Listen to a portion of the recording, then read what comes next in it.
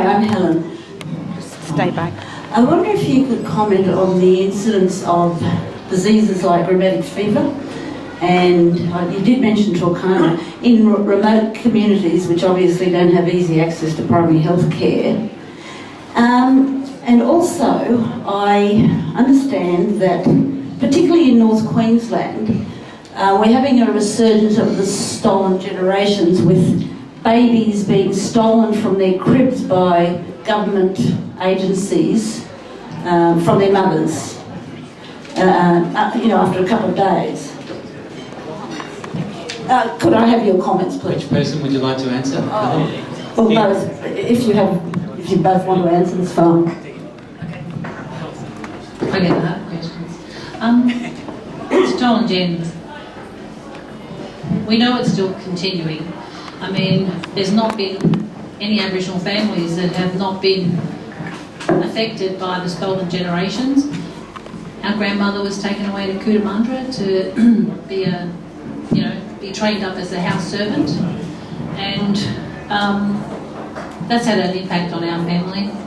But these days, there are almost in the Greater Sydney area, or I think it might be the Western Sydney area, there's almost 400 Aboriginal children who are in out-of-home care.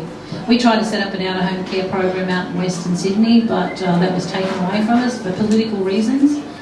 But definitely it's still going on these days. Your policies are killing us. And I mean the system's policies, not so much yours. They always think that they know better. They know better. They know what's best for us, rather than allowing us to be in control of our own affairs. I mean, I had a conversation with a gentleman here not long ago about alcohol in the MT. And I mean, whilst I'm basically grown up in Sydney and in Western Sydney, Redfern first, then out at Mount Druitt. Bradley didn't join us at Redfern, he was a bit younger. But I mean, our problems, we know we've got problems. We need the system to help us, but we need our solutions to be recognised, and that's not what's happening.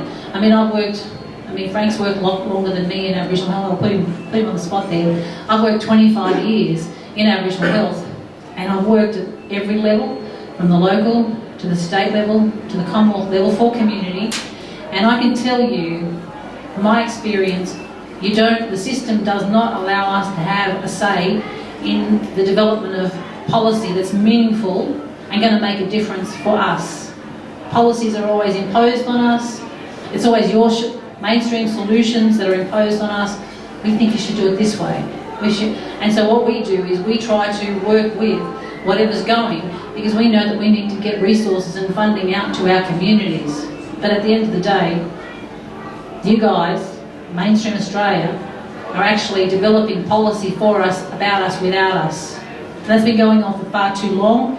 So one of the comments that I wanted to make here tonight is, through your processes, however you work them up through your networks, go out there and actually say, well, have you actually included Aboriginal people in this policy initiative? Because I worked on the Close the Gap campaign, which has gone off and morphed into a different direction. We were the ones, our sector, that actually developed the campaign around that. We launched it on Darling Harbour in April 2007. It's got a whole different mind of its own these days. The policy that's there now is policy that's been imposed on us. And the funding that's actually there is funding that we have no say in. We have no say in broad resource allocation. So people sort of sit back there and think, oh well, you blackfellas, you've got issues with drugs, alcohol, chronic disease. I mean, I've been on hypertensive or blood pressure tablets since I was in my 30s as well. Seems to be a factor within our family. And our mother, who Bradley was talking about, she died at 44 on the streets of an urban centre. And it's not in a remote community, it's not in a rural community, but around her there were a number of hospitals, and she signed herself out about a week or two beforehand because of racism. And people don't like to hear those really hard, fast words, racism. So the system is basically, it's another era of smoothing the dying pillow, because they're not working for us. And the closure of the AMSWS in Sydney, what can I say about that? That put 96 people, made them redundant overnight, and what's happening out there now is clinical services. It's not the comprehensive primary healthcare service that our people need. It's not. It's a bastardised, if I can say that, bastardised service that they're just trying to provide a band-aid solution. So I mean, our kids, yes, they've still been taken off us, and I would say that that's without any Aboriginal people really being involved in that process. I know Bradley worked in the out-of-home care sector for a while from the Aboriginal side of things, so he can probably talk a bit more about that. But in regards to, which was the disease you spoke of? Rheumatic. I actually had it as a kid. Joanne had it as a kid. It's a disease of poverty. We actually worked on a strategy at the national level, and we had to fight tooth and nail to actually get that strategy through. You know, I mean, why do we have to fight so hard to get policies and resources flowing on from it? Why? We have to fight so hard. We have to jump over hoops after hoops after hoops. Goalposts are changing every step of the way, so we're like, okay, well, which way do we go now? So that's what I'm saying. You know, I've worked in this area for a long time, since last century, and we need to have a meaningful say, a real say in it through our established networks. We've got peak bodies, we've got the services there. So people are like, oh, who do we speak to? Go and talk to an Aboriginal organisation that's in the area where you live to say, hey, you guys, what do you think? Because more, you know, a lot of those people would be put into those positions by their elected leadership in the area, and those boards would have been elected by the community. Like us in Western Sydney, all Aboriginal people who are members of the service, or all Aboriginal people in the community could be a member of our service. They could come along to the AGMs and vote in the leadership. So we have a mechanism or system in place that allows our people to be participants in, and you know, we're consumer driven to that sector. So I know there's, you know, sorry. Anyway, did I answer your question? Thank you. There'll be more questions. Thank you very much. Next person, please. Well, just partly, you did mention partly, in part, what I was going to ask. What I was going to say is, what is left in Western Sydney? Who was the politician involved, and how do you get your funds now? Are you charging or what? And just apropos your reply about the hospital, is there any system of having someone going as a mediator if there's a question of racism, to go with someone to the hospital?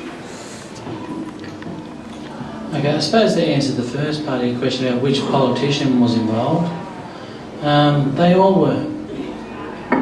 You know, it's unfortunate to say that we depended on some of our local pollies to try and do what we thought was needed, but when push come to shove, they really couldn't do enough to save the service. So both state and federal. When it come to dealing with the funding bodies, around our boardroom table, we would have the ministry, State Ministry of Health at the table, and we'd also have the Commonwealth Department of Health at the table, negotiating with us, you know, as far as how we're going to provide services in the future, and everything that we suggested during that time when they were asking questions. They obviously didn't listen. When we've gone and tried to make representations to our local MPs, yeah, okay, they did mention it in their houses throughout the time, but nothing ever really come of it. We found that we come up against a brick wall every single time. And what was the second part of your question there, sorry? How do you provide the funding now then? Well, okay. It's the unfortunate thing is the service has ceased. As far as the Aboriginal Medical Service Western Sydney is concerned, the services have ceased. What's happening now? Dee mentioned that we had bastardisation of the service, but what's happening is that the local primary health network, I think they're called now, the old Medicare locals, they are providing a service a clinical service where really, they've more or less been told that they have to do this. They didn't want to necessarily have to provide this service. They're being told that they have to do this, and I guess, and God bless them. I know that they're trying everything that they can to keep the Aboriginal community happy, but it's not going to work unless they get fair dinkum about it and they try and ensure that there's some sort of Aboriginal community control about it. And I know that they're going through avenues, they're going through processes, but it's going to take a little while for something like that to happen. Thanks very much, Brad. Next question. Good evening, I'm Joffrey, and my question it relates to the basic strategy of how health has been treated, where it's no longer a right, it's becoming more an enterprise. And so because it's an enterprise, it's market/profit driven. So I think that your concern about health is the same concern about everyone in this room. It's no longer a right. And I think that's where you, I, and all Australians can come together and say, hey, let's be fair dinkum about it. Let's not do the American way, where even the Americans think that universal health care is a bad idea. Australians understand that universal health care is a basic human right. And let's remember that. Let's work on that. Let's make that our basic foundation. Thank you very much. Look, exactly, you're right. You're 100% right. And what we had established in Western Sydney is what we thought was the closest for us to being able to get access to our basic human right. It was controlled by us. It was a service that was appropriate for Aboriginal people to turn up to, and it was something that was a service that was right. That was a right fit for our community. When we look at international treaties, everybody has a right to health. Article 12 of ISESCA, the international covenant that I mentioned earlier on economic, social and cultural rights, says that everybody is entitled to health, to the optimum level.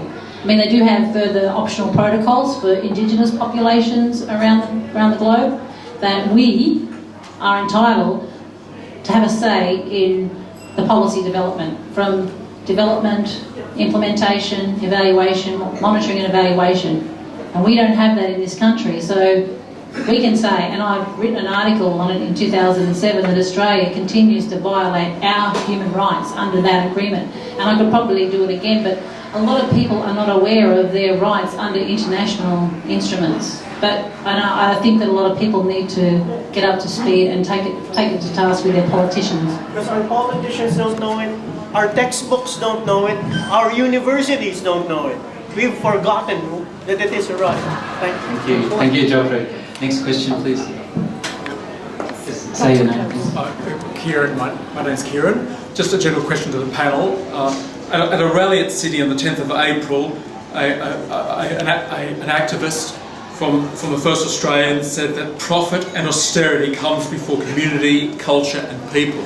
Do you think the destruction of the Western Sydney Aboriginal Health Service links up with the federal government's withdrawal of funding and the Western Australian government's plans to close down 150 remote Aboriginal communities, depriving them of essential services, water, electricity, and just a generalised neoliberal austerity attack on the general community as a whole, and Aboriginal people in particular as the most marginalised group in Australian society, with the highest rate of imprisonment.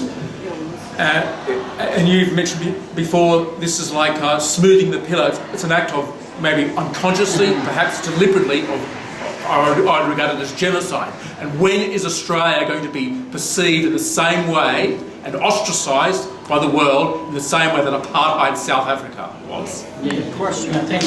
What was the first part of your question again? You said something about profiteering, or look, the AMS Western Sydney, there was there were never too many times where we made any profit.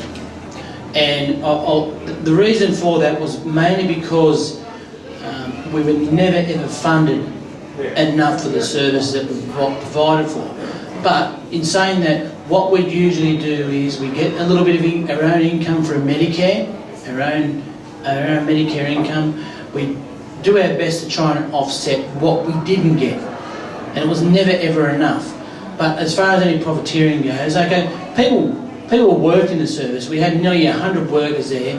Everyone got paid, you know, according to the award rates. In some cases, they might have got paid a little bit above, only because, you know, we did our best to try and look after those people who were very, very much needed by the service. But we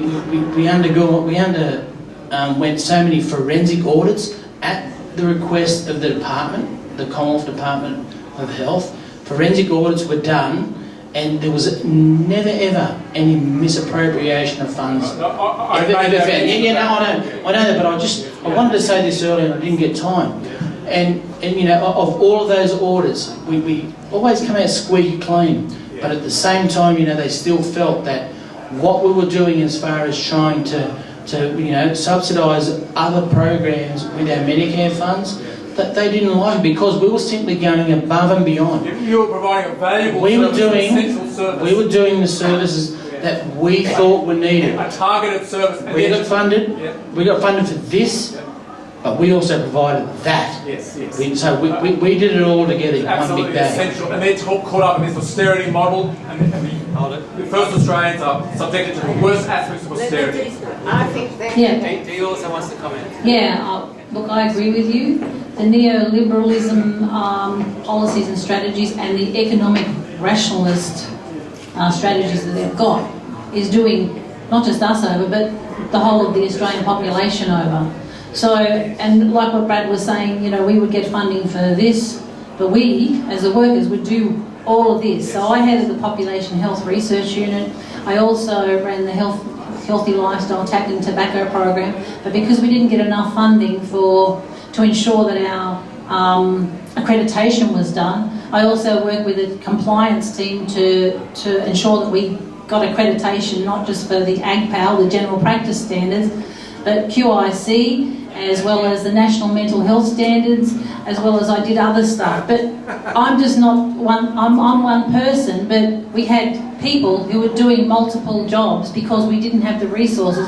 And just to give you an idea of the resources that we got as an urban Aboriginal medical service, the 2014 audit, our funding was 5.3 million. I know that sounds a lot of money, but when you look at it on a national scale, and we did research around what other Aboriginal services were getting around the country, not to say that they don't deserve it, but to just talk about parity and equity for Western Sydney Aboriginal people. So Darwin, 12 million. Perth was about 11 million. Adelaide, they were about 8 million. Canberra, 8 million. Victoria, 11 million. Brisbane, 18 million. And when we also did further analysis and had a look at some of the remoter communities, again, not to say that they don't deserve it, it's just to say that we want parity. Congress in Alice Springs, $32 million.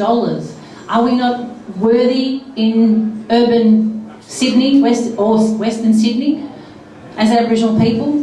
Why do Aboriginal people in other areas get more than what we do? We should get more because we've got more population. Wellington, they were getting, for a population almost of 2,000 who walked through the door, they were getting around 8 million. We had 22,000 people on our books. 11,000 of them were active, and we were the most poorly funded out of all of them. So the political system and the bureaucratic system failed Aboriginal people in Western Sydney, and I'll say that forever and a day because that is the truth. They're the blinding facts. So yeah, neoliberalism and economic rationalism does us all in. Thanks very much, Kieran. Speak. Oh yeah, thanks very much to the panel. Just following on the last couple of questions, on the question of neoliberalism, what I'm raising is the question of how we can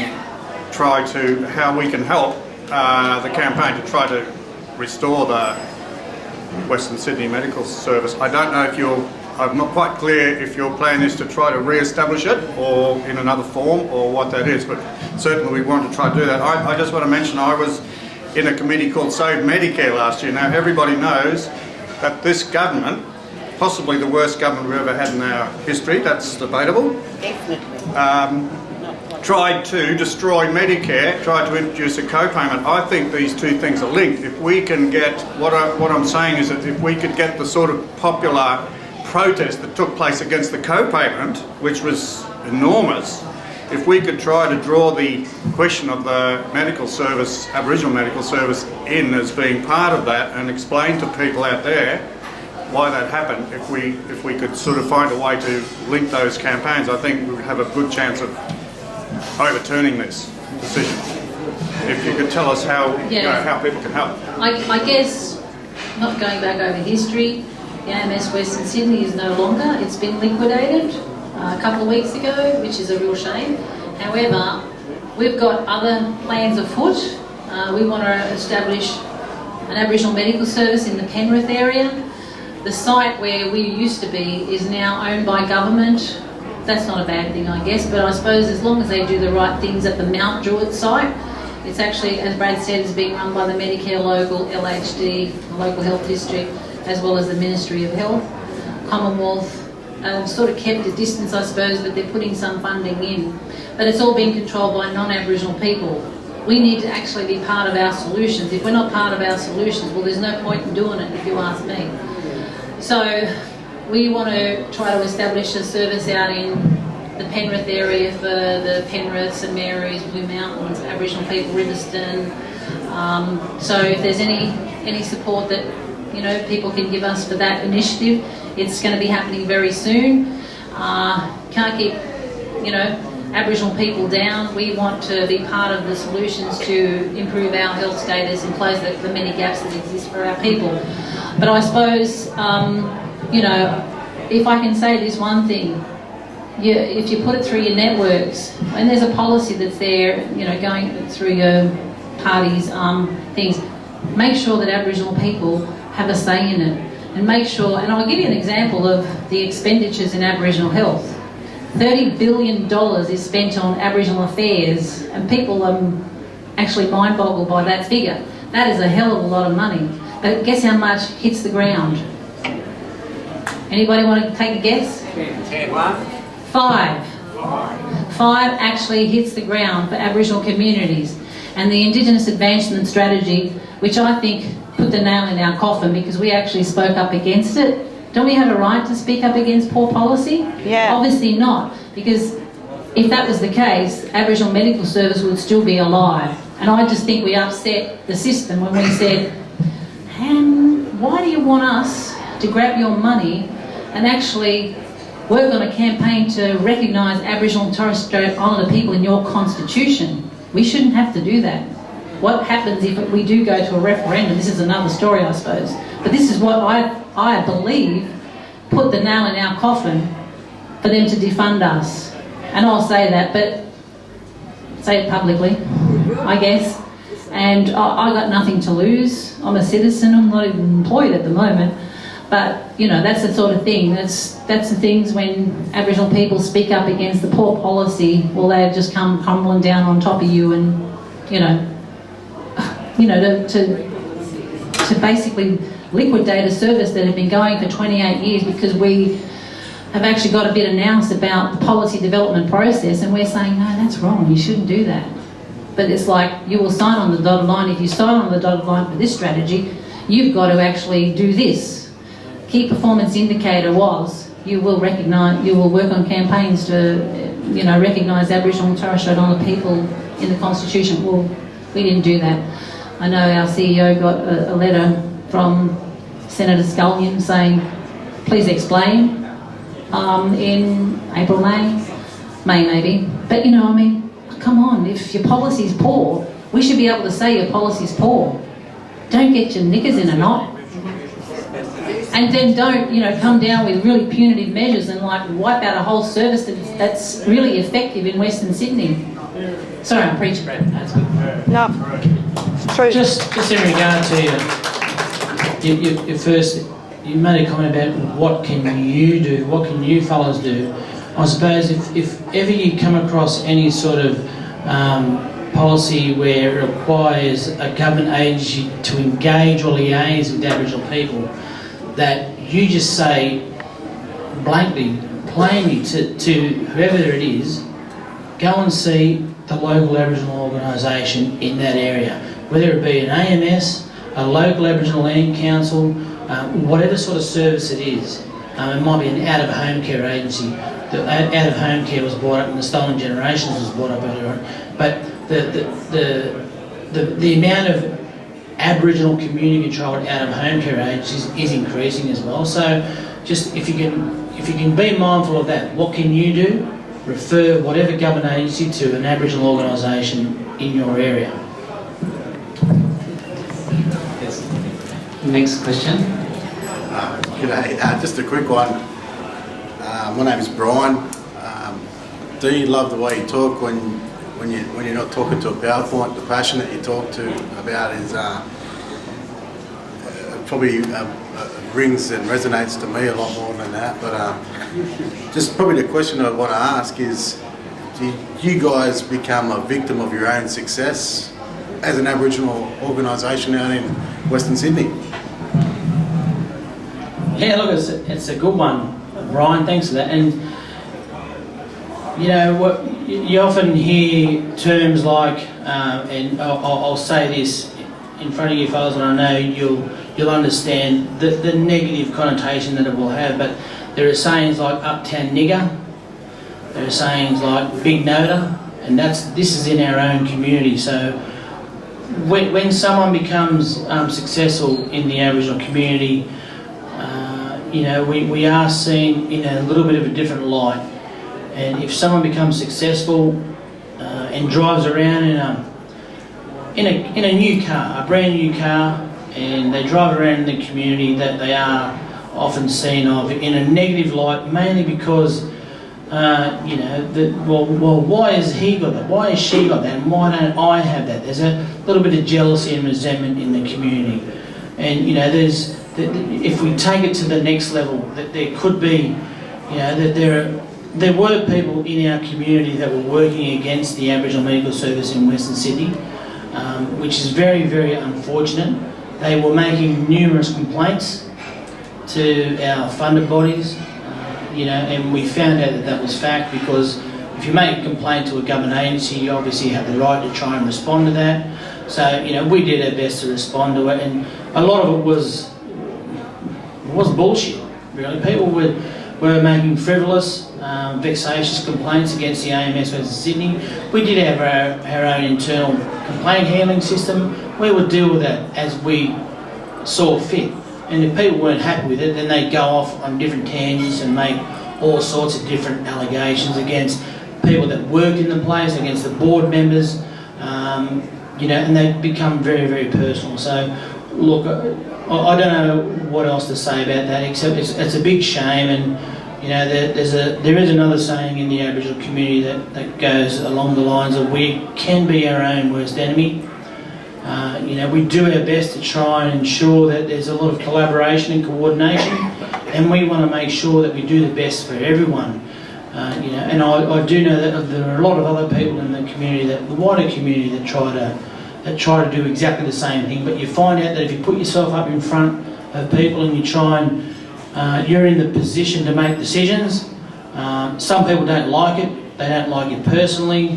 They don't like something that you've done in your past. They don't like something that you're currently doing, and they don't like you know, the people that are working around you. They don't like your family, and really there's no other way to put it except to say that it just plain and simply sucks. Right. It Probably, sucks.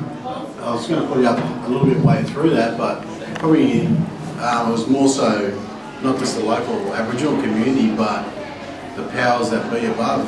Maybe were you too successful for the powers above, that something had to be cancelled out because it was too successful? I think, this is just my opinion of the whole thing, the whole state of affairs that happened. The AMS, and we had a really good leader in Frank Vincent, and he's up the back there. He was our CEO, so point him out. Frank, put your hand up. Frank allowed all staff, you know, to go and get further educated. And I'm a product of that myself, because I would not have got my Masters in Public Health had it not been for our leadership saying, yes, all right. I mean, so, you know what I mean? So it took, and all of a sudden we got these enhanced skills, enhanced education, and we're then taking the bureaucrats and the ministers at times to task over their shitty policy. Sorry, I should say that.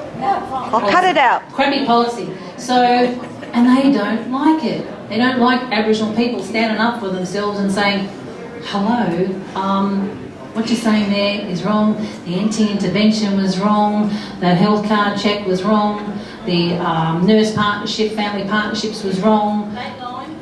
And, you know, Frank was a chicken, so I spoke on Lateline, and he got a dirty letter from a minister senator saying, please explain, and then everything come tumbling down. So I think that when Aboriginal people do start to get educated, we're pushed back in our box, and that's what happened to us. I'm a firm believer on that, and I will say that, you know, till the cows come home. But I wanted to just get back to, I know I mentioned the expenditures, and you guys might be able to have input into policy development. I don't know how your systems work, but when I spoke about the 30 billion that was spent on, it's in the Indigenous Expenditure Report. The Australian National Audit Office did a report for, what's his name, Hockey? And in that report, it basically talked about Aboriginal Torres Strait Islander affairs. It ain't happening, so we need to do some economic rationalisation here. There's too many programs. There's like 150, 160 different program areas, so we need to morph them down into five to six policy areas. Well, that was 17A of that ANAO report, where they spoke about the 30 billion / 5 billion ratio. 17C, and we'll try and get this right now, also spoke about a body, like an ATSIC. And I know ATSIC had its problems and so forth, but there was a submission process to make that better, and we all put submissions into that process to make it better. But because the powers to be didn't like the leadership at ATSIC, let's just wipe it. Let's just wipe it, let's get rid of it. As blackfellas over there don't know what they're doing, but we did know what we were doing. So, I mean, they should have actually made it better through that submission process, because that was a whole House of Reps inquiry at that time. So 17C of this ANAO report, Australian National Audit Office report, says they will establish an Aboriginal and Torres Strait Islander PiP statutory authority within 2 years, but they've ignored that. So if you can put it through your processes and say, you've done 17A, how about you do 17C as well? You know what I mean? Because that would then give us our own PiP body. I mean, I'm all for sovereignty, I'm for treaty, because I'm like, you know, we've never ceded our sovereign rights, and that's the way I was brought up. We've never ceded our sovereign rights, and then we have a constitution that's come in. It's like a corporation, the constitution, but we have never been party to that, and not many Australian people were party to that too. It was just made by white men. You know, so, I mean, not even women had a say in that document, so I don't know why the women aren't getting out there saying, shove it. But anyway, so, you know, I mean, when it comes to I know you're all talking about through your party politics, about us being recognised in the Constitution. Well, there's a lot of people that says, we don't want to be recognised in that Constitution. Do we? Frank, Joe, Brad, Dennis? Brian? None of the current one. No, you know what I mean? So, I mean, respect Aboriginal people's voices. And I don't see Aboriginal voices being put to any of those party policies. And I worked at that national level as the CEO of NACCHO for 8.5 years. And did I ever have any input into the policy development that was coming down from the Commonwealth? That's cabinet in confidence. We can't talk to you about that, do you? I'm like, well, why not? And even with the Close the Gap, I'm just walking. Okay. Okay. Thank you very much, Brian. Okay, Wynne? Okay, my question I think follows on. Now we know that the policies that are so awful at the present moment are coming down from neoliberalism, etc., are coming down from the Liberal government, the federal government and the state government. But my question is, we do have other political parties. So could you sort of give us a bit of an idea? Are there any Labor parliamentarians, shadow ministers, who are actually concerned, who actually are trying to be helpful? Because it's very important to know what's happening on the left. Where are the Greens in this? And also, was this in any way raised in the recent national conference of the ALP, which makes policy? So where is the ALP? And I want us to talk, if you wouldn't mind talking in some specific terms, the Shadow Minister for Aboriginal Affairs in the state, the Shadow Minister federally. Who are they? What are they doing? What's the party doing or not doing? Because they're part of what you're talking about. We understand the Liberals, but we've got to understand also what the parties that represent the left as well. Where do they fit in? Okay? Oh, thanks for that, Wynne. That's very good question. And look, I think that as far as specifically to do with Western Sydney, what did others do? What were they doing? They did hear our plight. We did our best to get our message to our local MPs. One of them is a Labor MP. There was a mention. We thought that it might have been a little bit of a win, but unfortunately it didn't happen. So I suppose what we've got to try and do now is do our best to, liaise and engage, and try and, put a little bit of pressure, a little bit of force, I suppose, in every regard that we can, to put a little, to make them aware of what's going on. I'm sure they're aware, but we want to make sure that they're aware of how we feel. They're aware of exactly how the people feel that worked in that service, how the patients feel that went to that service and no longer have that service. Look, as far as any other parties go, the Greens, I'm not exactly sure what's going on with the Greens. They occasionally do and have got in contact with people that have worked at the AMS, and I'm sure Dee will be able to expand a little bit more on that. But there's something happening on Saturday that I will say that I have been invited to. I'm not exactly 100% sure exactly what it is, but it's happening here in town, somewhere around Broadway. Look, I'll do my best to obviously spread the word there, but look, at the time, everything was going down, the heavy was being put on us. There was really no one, unfortunately. It was a terrible and lonely feeling for the AMS Western Sydney. We all had each other. We could lean on each other, we could cry on each other's shoulders, but when it came to trying to get that support from our local MPs, it was, I must say that it went a little bit wanting. There were times where they put up their hand, they stuck up their hand, and look, I'll mention one fella, Ed Husey. We see a lot of him on television. Yeah. Look, he there was a few mentions that he made in the House, and I'm not exactly sure, whether any good come of it. But there was probably that time when he did mention it where that was an issue, but then it just died off. Aboriginal affairs seems to get sort of put behind every other issue that there is out there. And look, as far as the shadow ministers for Aboriginal affairs go, I couldn't tell you even who that is, unfortunately. Because we just never really heard from them. So look, but in saying that, I don't want to burn any bridges, and we are aware that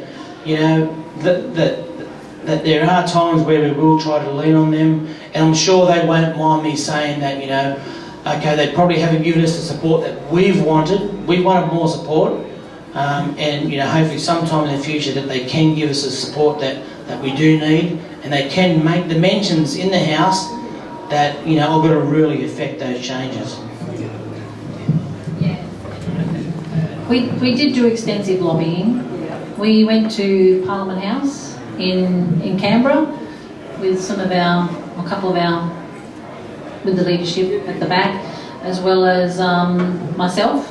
And we tried to meet with all the appropriate people, from Senator Maurice Payne to Ed Husick and... About Labor. What about the Labor? Well, Ed Husick's he's Labor. And we also met with the Greens, Delaney-Thiele, Larissa Waters, and the lady who holds from WA, who holds the Aboriginal Torres Strait Islander health portfolio. Can't remember her name, but we met with them all.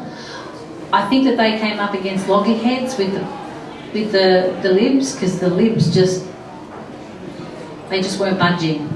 And we've had some off the record conversations with people who were caught up in the you will help us out, you know, once we stop funding AMS, and they were like, we are prepared to go the whole way. We had a whole social media campaign. We got more than 6,000 comments for support to save the Aboriginal Medical Service of Western Sydney, more than 6,000. They ignored all that social media stuff, and some of the comments were pretty negative against the, you know, the Libs at the time that are there, but they just ignored it all. And we were just made like I think we were just an example. Step over the line, you make bad comments about us. You don't have freedom of speech, even though the funding agreements say it's got a clause in there that says you are allowed freedom of speech. But you're not. You're not allowed. Because if we were allowed, they would have come to us and said, okay, well, what do you reckon about the poor policy that you're talking about? How can we make it better? They weren't even interested. They've got such big egos. Just very quickly, I know we're almost out of time, but I thought a bit of a funny thing when we got our last funding agreement at our board meeting. The funding agreement was a standard funding agreement, which, if you abbreviate it, is SFA. Well, just on that, because I was the idiot, I suppose, that went on ABC late line to talk about the crappy policy. I'm not a board member, I'm not management. So when they talk to the board to say, guess what, you're not getting funded from 30th of July or whatever, or no, hang on, we're going to give you a 3-month contract. By the time they walked out the door, it was in the Australian, and my face was on the thingo. AMS Western Sydney's not getting funded anymore, and they got my face on it.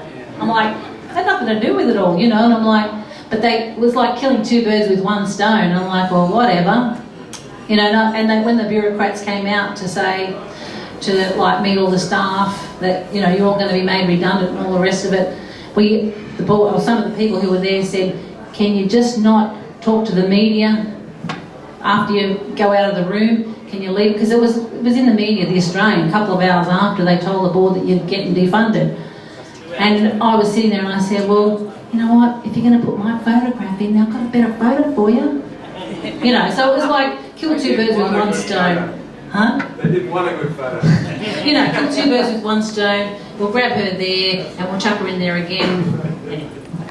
Sorry. Okay, thank you very much, Dee and Brad. We've come to the end of the time, so I want us all to really show our appreciation to the 2 speakers for their courage and telling us the truth.